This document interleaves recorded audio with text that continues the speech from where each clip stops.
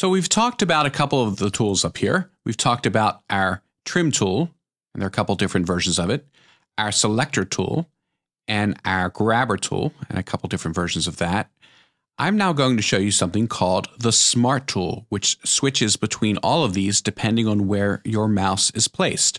I can get to the Smart tool by clicking up here, and you'll see all three of these are highlighted, or I can press any combination of F6, 7, and 8. Any two of them will select the Smart tool. Now you'll notice I can set the trim tool to one of the other trim tools other than standard, and the same with the grabber tool, let's say separation. And when I go into the Smart tool, it keeps the particular trim tool and the particular type of grabber tool that I chose. The one exception is object.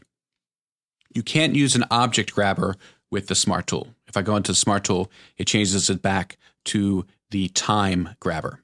Okay, so now that we've got the Smart tool, what can we do with it? Let's zoom in a little bit on our harmony.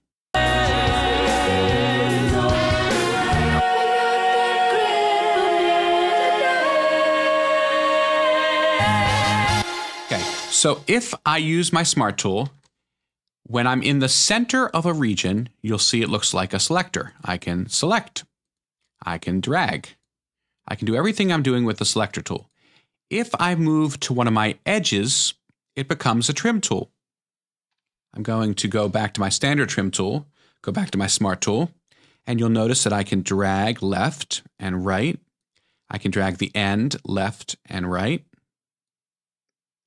If I go to the bottom part of the region, it turns into a grabber. Up top, selector, bottom, grabber. I can move it all around.